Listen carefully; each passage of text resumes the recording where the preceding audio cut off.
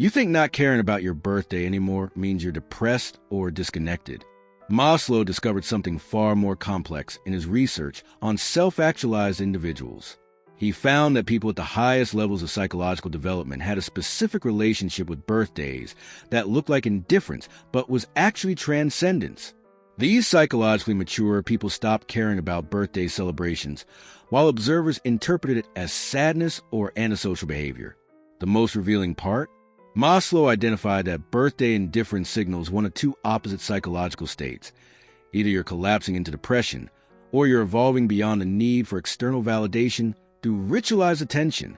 It's a fork in the developmental road that most people never recognize. And understanding which path you're on determines whether your birthday apathy is concerning or liberating. What looks like the same behavior from outside represents completely different internal realities. Not every person who stops caring about birthdays is experiencing the same phenomenon. There's a critical difference between depressive withdrawal from celebration and psychological maturity that's transcended the need for it.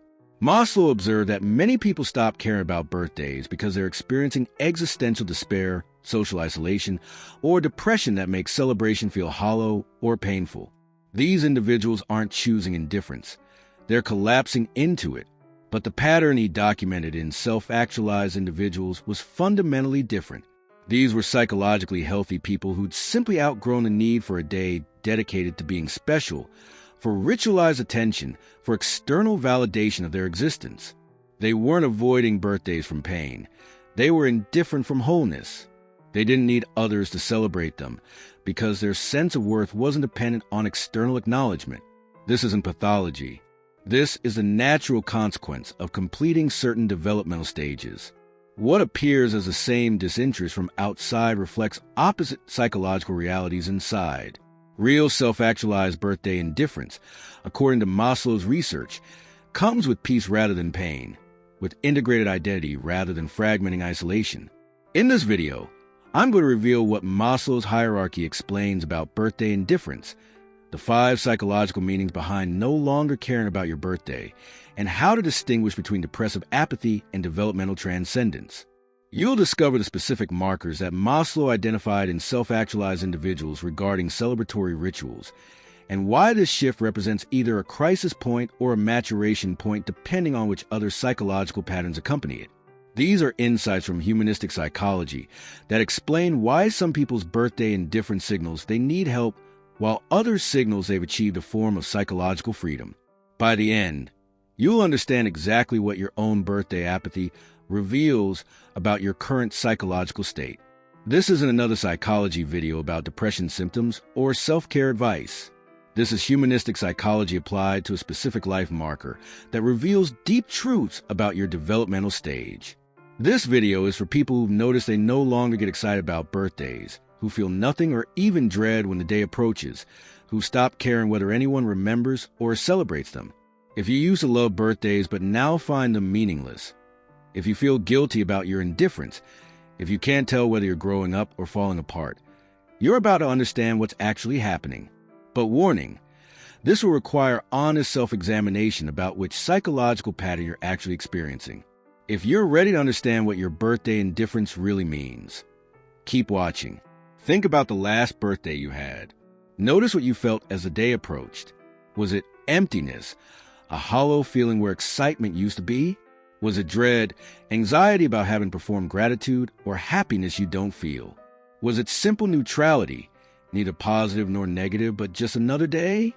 That specific quality of your indifference contains crucial information about your psychological state.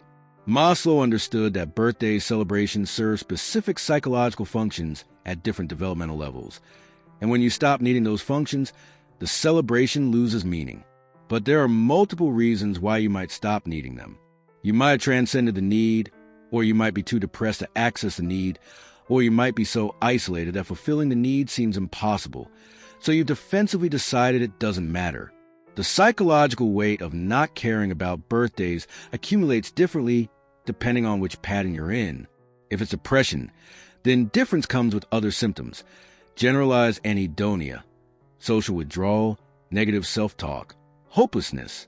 If it's maturity, then difference comes with other markers: deep contentment, authentic relationships, self-generated meaning, internal validation.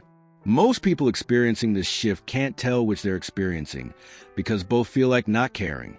But they're moving in opposite directions psychologically, and understanding which direction you're moving determines what this birthday apathy actually signifies.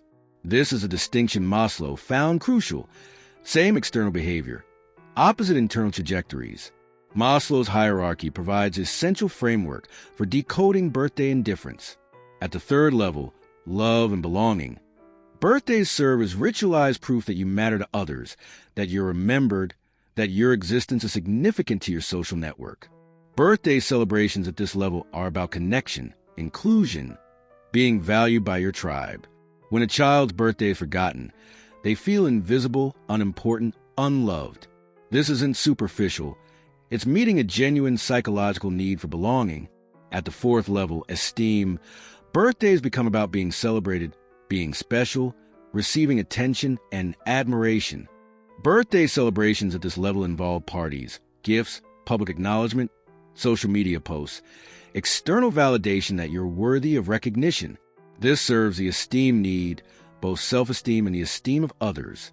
Most adults operate from these two levels regarding birthdays. They need the connection proof and the specialness validation that birthday rituals provide. Now, here's where it gets complex. When you reach the fifth level, self-actualization, these needs have been transcended, not repressed, not denied, but genuinely outgrown. You no longer need external proof that you belong, because your sense of connection comes from internal wholeness rather than social validation. You no longer need a special day to feel worthy, because your worth isn't dependent on being celebrated. This creates natural birthday indifference, not from depression, but from completion. You've satisfied those needs so thoroughly that the rituals designed to meet them become irrelevant. Here's the foreshadowing that reveals everything. Maslow found that self-actualized individuals showed remarkably little interest in rituals of personal celebration while maintaining deep capacity for celebrating others and for genuine connection. They weren't celebrating themselves because they didn't need to. Their identity was secure. But people experiencing depression show a completely different pattern. They stop caring about birthdays because celebration feels impossible or meaningless when you're in existential despair. The need is still there, but accessing it is too painful, so you shut down around it. Same indifference, opposite causes. One is transcendence of need. The other is abandonment of need. Understanding what you're experiencing is crucial because the implications are opposite. One suggests you're thriving. The other suggests you need support. Carl Jung studied how adults relate to ritualized celebrations and observed that psychological maturity often involves what he called moving beyond collective rituals. He found that individuation, the process of becoming your true self, naturally creates distance from conventional celebrations that serve collective functions but don't resonate with your authentic nature. Jung himself reportedly didn't celebrate his birthday in typical ways after middle age, not from sadness, but from having individuated beyond the need for it. He observed that people who've done deep psychological work often find conventional celebrations feel hollow because they're designed for aspects of identity that individuated people have transcended. The existential psychologists approached this from another angle. Irvin Yalom wrote extensively about how birthdays trigger existential anxiety because they're markers of mortality, time passing, life unlived. Each birthday is a confrontation with your finitude, with a gap between who you imagine you be and who you actually are. Some people stop caring about birthdays as a defense against this existential reckoning. If you don't mark the day, you don't have to face what the passing years mean. This is avoidance, not transcendence. Viktor Frankl, studying meaning in life, observed that people with deep sense of purpose often care less about personal celebration days because their meaning comes from contribution and values rather than from being celebrated. But people who've lost meaning show similar indifference for the opposite reason. Nothing matters, including their own existence marking another year. The Eastern philosophical traditions offer additional perspective. Buddhist psychology recognizes birthday celebrations as ego-serving rituals, the self celebrating itself, reinforcing the illusion of a separate self that needs to be special. Advanced practitioners naturally lose interest in such celebrations as their sense of separate self dissolves. But this is different from the depressed person who stops caring because the self feels worthless. One is ego transcendence, the other is ego collapse. Insider knowledge from contemplative psychology reveals that these similar-looking behaviors point to opposite states. One where the self has been integrated and transcended, another where the self has fragmented and abandoned its needs. But here's what Maslow discovered in his research that makes this pattern even more revealing. There's a specific sequence that happens with birthday indifference, and understanding where you are in the sequence tells you which direction you're moving psychologically. First comes what he called birthday performance exhaustion. You still care about birthdays, but you're tired of performing gratitude, excitement, or happiness that you don't genuinely feel. You're going through the motions, but it feels hollow. This is the first warning sign that something is shifting. If you're in healthy development, this leads to second stage, ritual questioning. You start asking yourself why birthdays matter, what psychological function they serve, whether the celebration is authentic or performative. You're examining the ritual rather than blindly participating. This is healthy psychological investigation. If you're moving toward depression, the first stage leads somewhere different, celebration withdrawal. You start avoiding birthday situations not from questioning but from pain. It hurts to be celebrated when you feel unworthy, or it's lonely to not be celebrated adequately, so you withdraw entirely. Here's the incomplete information that becomes clear through close observation. The quality of your indifference reveals which path you're on. Healthy developmental indifference comes with what Maslow called continued capacity for celebration of others. You don't care about your own birthday, but you still genuinely enjoy celebrating others because your indifference is specific, not generalized. Depressive indifference comes with anhedonia, inability to feel joy about anything, including other celebrations. You don't care about your birthday, and you also don't care about anyone else's because feeling positive about anything is difficult. The third stage reveals a divergence completely. Healthy development leads to what Maslow called quiet self-appreciation.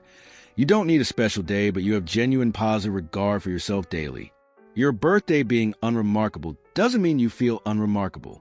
Depressive trajectory leads to pervasive worthlessness. Your birthday being unremarkable confirms your belief that you are unremarkable, forgettable, unworthy of celebration. Same external indifference, completely opposite internal meaning. Maslow documented dozens of cases of each pattern, and he found that most people experiencing this shift can't distinguish which they're in without examining the surrounding psychological context. The transformation that occurs when you understand which type of birthday indifference you're experiencing creates immediate clarity about your psychological state and what response is appropriate. Remember that hollow feeling as your birthday approaches, that inability to generate care or excitement. Once you understand whether it's transcendence or depression, your relationship to it changes fundamentally. If you recognize its healthy development, you stop feeling guilty about not caring. You give yourself permission to mark the day in whatever way feels authentic rather than performing celebration that doesn't resonate. Maslow found that self-actualized individuals often did something meaningful to themselves on their birthday. Not for others, not for show, but as genuine self-honoring that didn't require external participation. A solitary hike, creative work, meditation, service to others. The day became personally significant without needing to be socially celebrated. Your anxiety about disappointing others who want to celebrate you decreases because you can communicate clearly. I appreciate your care, but I prefer to mark the day quietly. You're not rejecting their love. You're being authentic about what actually nourishes you. If you recognize your indifference is depression-related, you gain different crucial information. Your birthday apathy is a symptom requiring attention, not a personality shift to accept. You need support, possibly professional help, to address the underlying depression, rather than normalizing the loss of capacity for joy. Your social connections often strengthen because understanding which pattern you're in helps you respond appropriately. If it's healthy maturity, you explain your authentic preference and maintain connection through other means. If it's depression, you reach out for support rather than isolating with your apathy. Your self-understanding deepens profoundly because this specific marker, how you relate to your birthday, reveals your current position in psychological development with remarkable clarity. Even your sense of identity becomes clearer because you're no longer confused about whether your indifference represents growth or decline. Now here's where the full psychological architecture reveals itself, and where birthday indifference becomes a portal into understanding much deeper patterns about how you're relating to your existence. What birthdays actually represent psychologically is the annual confrontation with your own being in time. Each birthday forces you to acknowledge, I exist, I'm aging, time is passing, life is finite, another year is gone. How you relate to your birthday reveals how you're relating to these existential givens. When you care intensely about birthdays, you're often avoiding the existential dimensions by focusing on the celebration, the social aspects, the gifts, the attention, rather than confronting the deeper meaning of marking another year of finite existence. When you stop caring about birthdays, one of two things is happening with your existential relationship. Either you've made peace with your mortality, your aging, your finitude. You've integrated the existential realities so completely that marking them annually becomes unnecessary. You're living with death awareness daily rather than confronting it once a year. This is what Maslow observed in his most psychologically mature subjects. They had what he called comfortable relationship with mortality that made birthday milestones feel less significant.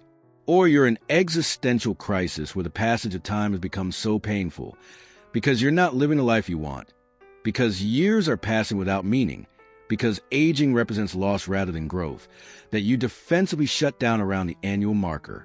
You stop caring because caring means confronting how disappointed you are with where you are in life. Maslow found these opposite patterns consistently. The self-actualized person who doesn't care about birthdays but lives fully every day versus the despairing person who doesn't care about birthdays because they've given up on their life having meaning. If you're experiencing birthday indifference, the crucial questions aren't about the birthday itself. They're about your relationship to your existence. Are you living authentically, aligned with your values, engaged with meaning? If yes, your birthday indifference is healthy maturity.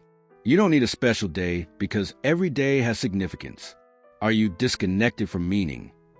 Going through motions, feeling like life is happening to you rather than being lived by you? If yes, your birthday indifference is a warning signal. The day feels meaningless because your days feel meaningless.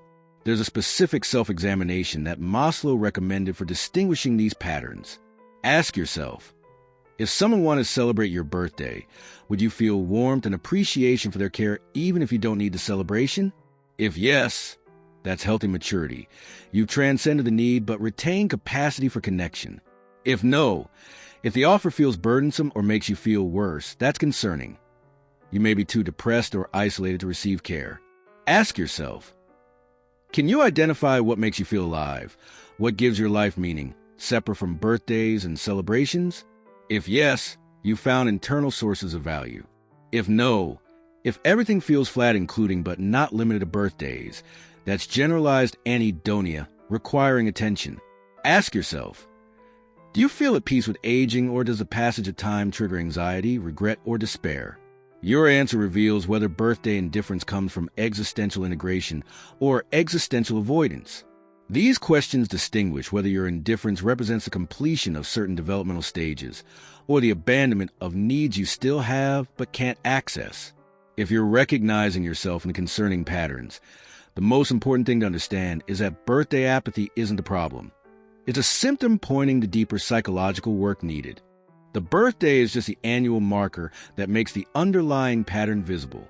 In the next video, I'm going to reveal what Maslow discovered about how self-actualized individuals create personal meaning rituals that replace conventional celebrations, and why these authentic rituals serve psychological functions that traditional birthdays never could. Until then, examine not just how you feel about your birthday, but what that feeling reveals about how you're relating to your existence as a whole. Your birthday indifference is information. The question is what it's telling you about your psychological state. Subscribe if you want to understand the complete psychology of life rituals and existential markers that developmental psychology explains but popular culture misinterprets.